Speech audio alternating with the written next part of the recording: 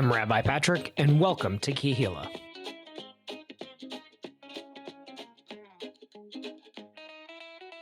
Okay, friends, you think that you are outside of the holiday zone, but you are back in it because we had Yom Kippur. Now we are in Sukkot. Well, not right this second. We'll be in Sukkot in like 8 hours or so. But we're sending this out this nice little Kihila message to share an idea that hopefully you're down for. I have a feeling you are if you're listening to this. Yeah, it's a cute one. So instead of, well, I should say before we begin, a few announcements. So one, we need people to host Shabbat in people's homes, right? So if you have a living room or a kitchen or a backyard, somewhere where we can put some people. I've got the folding tables. I got the folding chairs.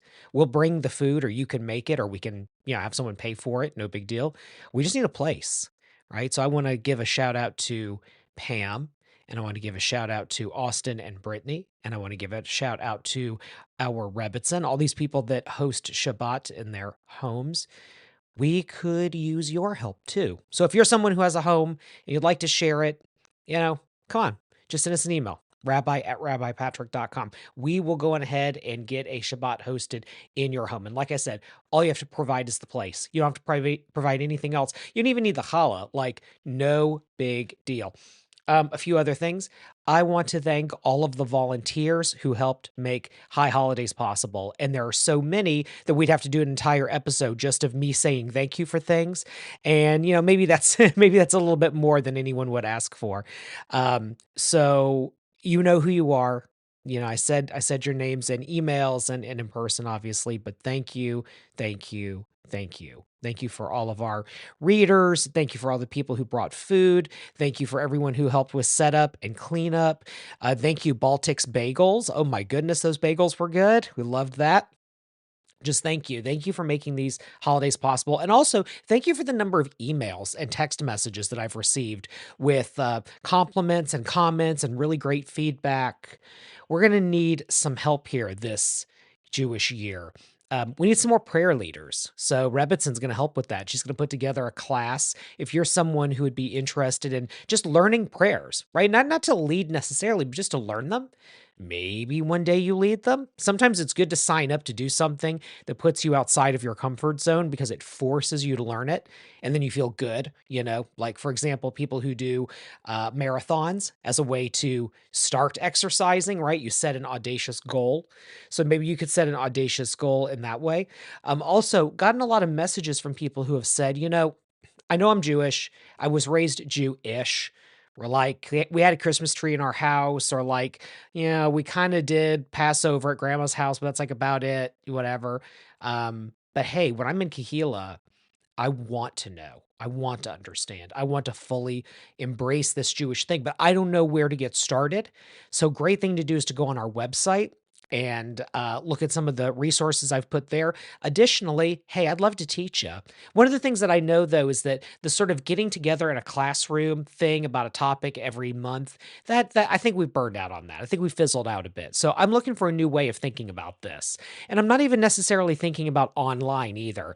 Is it we have one-on-one coffee with the rabbis or group coffee with the rabbis? Do we do an adult bar bat mitzvah class? That way it kind of forces people to do something. I think that might be a really good idea. What is it? So send me an email. If you'd be interested in something related to this, send me an email, rabbi@rabbipatrick.com. And let's figure out, how could we do like maybe an adult B'nai Mitzvah sort of returning to Judaism type of something or another. Something where we could set a really good goal. Something where we would kind of be forced to show up, right? Forced to take those classes or go to those coffee shop, meetings or whatever. Let's see if we can come up with something, but I need your input to make that happen. So, oh goodness, I talk about setting our kavanah, setting our intentions before we do a podcast episode. Maybe that's what I should have done before all of this, before the 4 minutes worth of announcements I just gave you. But there was a lot. We've had so many great things go on. So, let's take a moment. Let's take a deep breath. Maybe this is what you listen to on your day off. Maybe this is what you go for a jog to. Maybe this is what you're listening to in the carpool. Maybe you need just some words to make you feel better. Maybe you need some words to challenge you. Whatever this moment is, this Kahila moment we're having together, thank God we get to have it together. Deep breath in. Hold it, hold it, hold it. Exhale. All right. Now, let's get into some business. Our intention setting verse comes from the book of Leviticus. This is Acharei Mot. This is the parsha that we use on Yom Kippur, but I promise this is going to be about Sukkot, but this is just the most important part. So this is Leviticus 16, 1 through 3. It's actually what I read on Yom Kippur morning. So Adonai spoke to Moses after the death of the two sons of Aaron, who died when they drew too close to the presence of God. God said to Moses, "Tell your brother Aaron that he is not to come at will into the shrine behind the curtain, in front of the cover that is upon the ark, lest he die. For I appear in the cloud over the cover. Thus only shall Aaron enter the shrine with a bull of the herd for a sin offering and a ram for a burnt offering." Well, that sounds pretty religious. That sounds pretty, I don't know. Let's see what we can do with that. So here we are at Sukkot, and we're having Sukkot Shabbat dinner at our home. So that's October 10th. And I think we have about 6 tickets left as of the recording of this podcast episode. So you better jump on it. So a story from when that happened, we were having this same event I think it was 2 years ago, this Sukkot Shabbat dinner that we always have in our house. And, you see the sukkah, right? It's this 3.5 walled room. It's a hut. And it has whatever kind of sides you make of it. Sometimes they're wood. Sometimes people like us, we use curtains. And then it has a thatched roof on the top so that when you look up, you can see the stars, right? And nothing's allowed to cover it. So you have to be able to look straight up and you see right through. You can't have just a flat roof, right? It has to be this thatched stuff on the top. Chag is what we call it. But anyway, so we're having this dinner in our backyard, just like the one we're going to have in 5 days. And an older woman comes up to me and she says, "Rabbi Patrick, can you explain what this is?" And by this, she meant the entire thing, right? Sukkot is a holiday, a sukkah, the hut, the booth, as a thing one does. And of course, the lulav and the etrog. So the lulav is this gathering of branches. And then the etrog or the esrog is this kind of like gigantic overpriced lemon. It's like a big citron. And you sort of hold those things together and you shake it. And sometimes you can say the bracha, you can say the blessing, or you can sing a little song that I do with the kids. So that's what the holiday is. And of course, it's Jewish things you eat. And some people even have a custom of sleeping in their Sukkot. We don't. Most don't, but some do. So it's a funny thing. I do Jewish education for a living. I've been doing it for over 15 years. But sometimes I just want to celebrate. And I want to forget that with earning the title of rabbi, which you earn, yes, technically from other rabbis, but you also earn it from people calling you rabbi. With earning that title rabbi, you also have the responsibility to be kind of on call 24/7 for Jewish learning opportunities. And that includes explaining to someone at a Sukkot party what the heck you're even doing, right? And it's like kind of absurd looking if you think about it. Hey, here's a holiday where we're going to build huts and we're going to hang out in our front yards or backyards, whatever, and we're going to eat.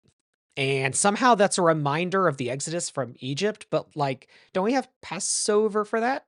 And when we look at this from a secular scholarly perspective, it seems like Sukkot, which is one of the Shalosh Regalim, this is one of the 3 pilgrimage holidays, it actually kind of predates our understanding of it as somehow being about the Exodus from Egypt. So it's like a harvest festival that happened at one point, and then we added a theological layer on top because we said, well, obviously, like we had the Sukkot when we were wandering in the wilderness. So there you go. Anyway, so that's kind of how all of that fleshes out, but it's kind of an unusual thing, right? I think about this in terms of like what feels like religion. So if in Leviticus 16, you see all of this stuff that I read on Yom Kippur about, the sacrificial system and how we offered the Yom Kippur sacrifices and the rituals and the cleansing of the temple, whatever. Then after that holiday, we get into this darn thing called Sukkot. Um, and it doesn't feel, it certainly feels like religion. Like, don't get me wrong, it is religion, but it doesn't feel like religion as we understand it. It seems like something kind of completely different. Dare I say, on some level, it can feel a little bit like sorcery. Especially when you look at those earlier things I was talking about with the bull of the herd and the sacrifices and all that. And then you look at something like this, like building these Sukkot, and you're like, well, but where's the moral of the story in this? Where's the ethical Judaism? Where's the being a light unto the nations? Because if you go from Leviticus 16, right, the Yom Kippur stuff, and you go a few chapters later into Leviticus 19, you get into a completely different genre of text called H, the Holiness Code. And it says the things that are like the Code of Hammurabi type stuff. So love your neighbor as yourself. Don't put a stumbling block before the blind. Paying your workers on time. Now that seems like religion, right? That was like things a religious person would do. A person of faith might do that. And then you think about what we've got going on now, right, with Sukkot, and that's sort of scattered throughout the Torah. So we have like something in Numbers, we have something in Exodus. Leviticus has something about branches and fruit. So we kind of cobble together this idea of Sukkot sort of from all of that. But it feels more like folk religion, right? It doesn't really feel like, Western religion. When I get to practices like this, and people ask me pointedly, where's the Tikkun Olam? I kind of glibly have to say that there isn't one. Now, there's obviously a lot to learn from these holidays, right? Even if they don't seem to have an immediate spiritual meaning. But if what you're looking for is this sort of black and white, here's the problem, here's the solution, and here's the moral of the story, you're not going to get that from these kinds of texts, right? That's not what they're meant to do. And the truth is, and this is why I've titled this podcast episode as such, Judaism sometimes is just weird. We have these practices that make no sense in a modern sort of rationalist religious framework, right? And here's the deal. Somewhere along the way, especially in America, we sanitized Judaism. At a certain point in history, we made it look more like the dominant religious culture, which was Protestant Christianity.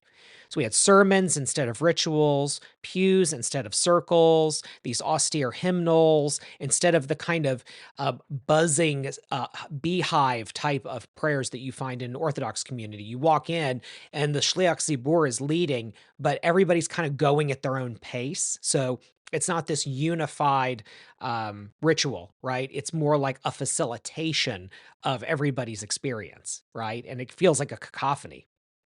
We don't have that. Instead, we have something that's a lot more unified and austere.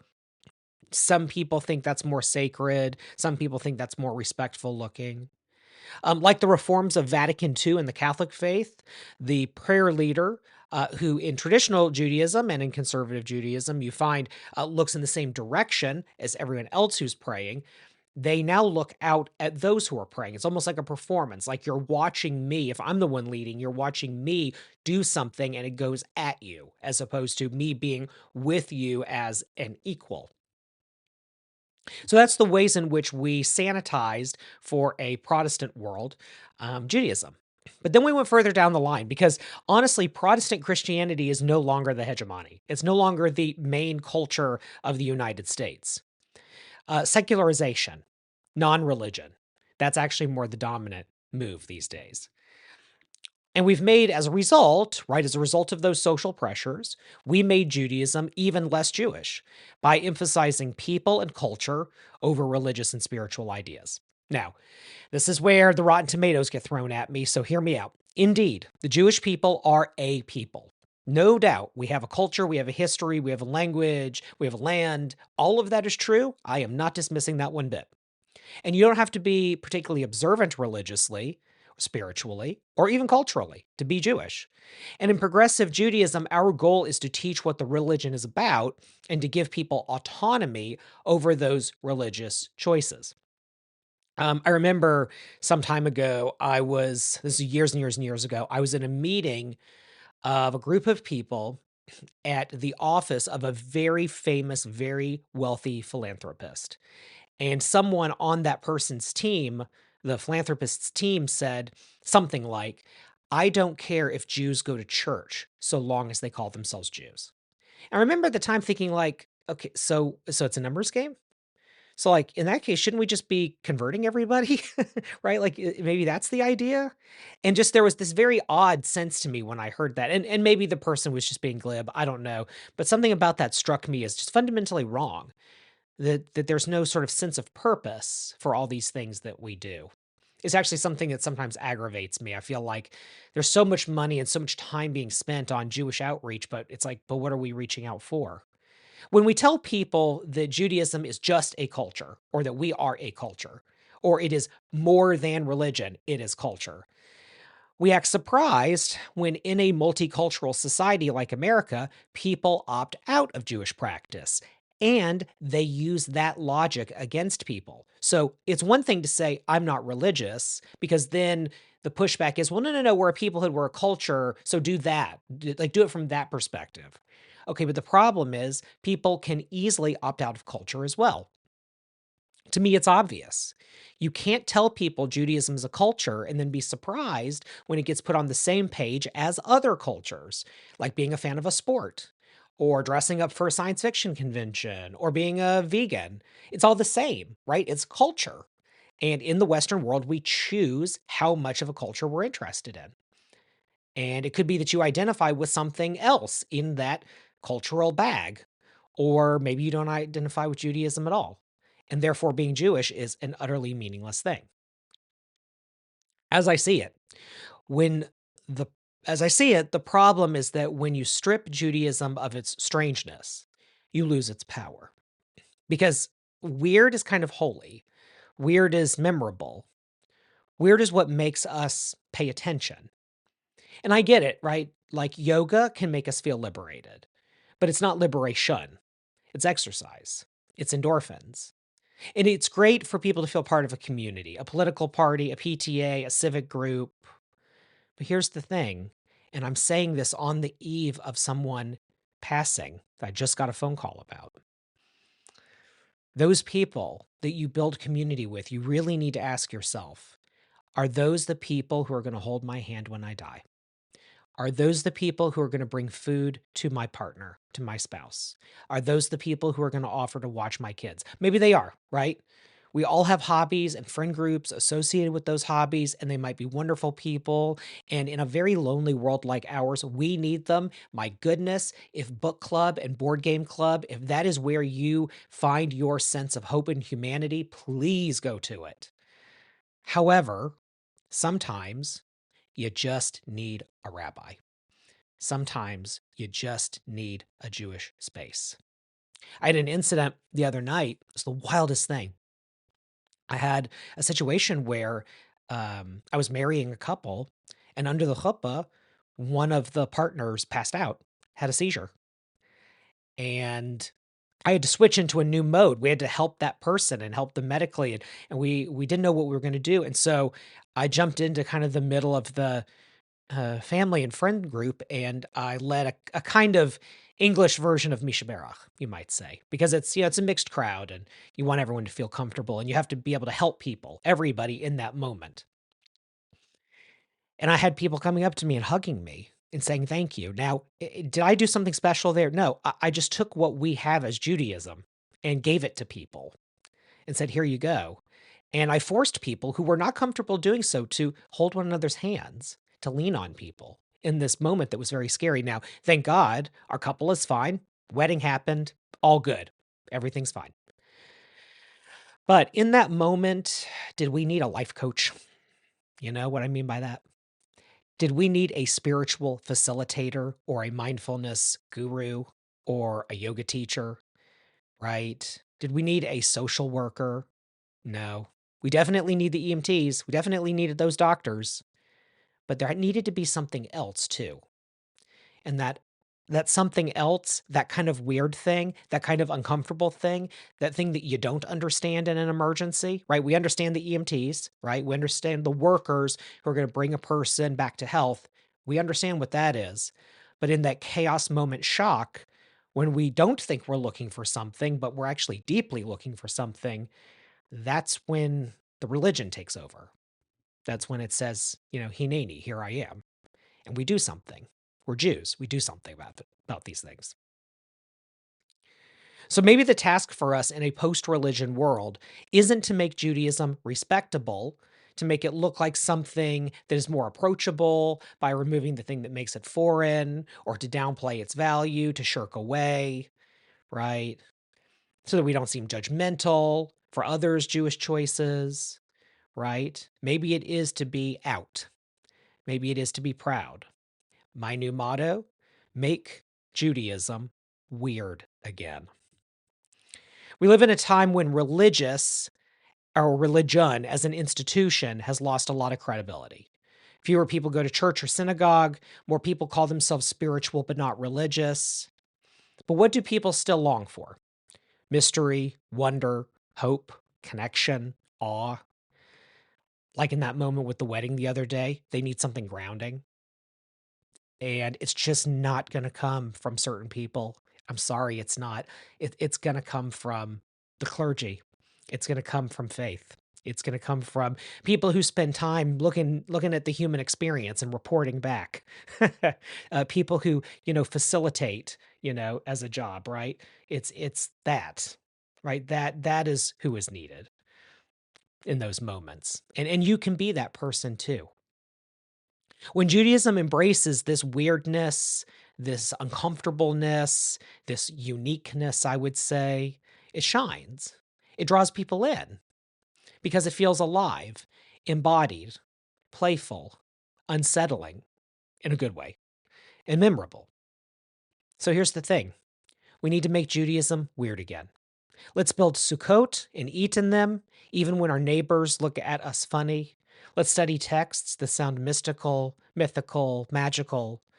Let's bring back some of those old rituals, or invent new ones that feel just a little off kilter. I'm okay with that.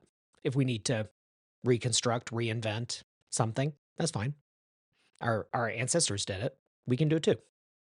But let's not be afraid of the side of Judaism that looks quirky, because that's often where the power lies. And finally, I end on this message, which I think applies very well to Sukkot. It is actually a response to the terror attack in Manchester, England on Yom Kippur Day. And it comes from an email sent by Limud UK. It reads as follows. Gathering as Jews shouldn't be a risk to our lives. Fear shouldn't be part and parcel of coming together to pray, learn, and celebrate our identity. We know well the transformative power of Jewish gatherings and how they provide a space to nurture our identities. We know how connection and community are vital to remove the hate and violence in our society. In this moment of pain and loss, we hold on to the strength and hope we gain through gathering together. So, everyone here in Kahila Land, Chag Sameach, have a wonderful Sukkot. See you Friday. Kids are free. You can come. It's pizza in the hut. Thanks a lot.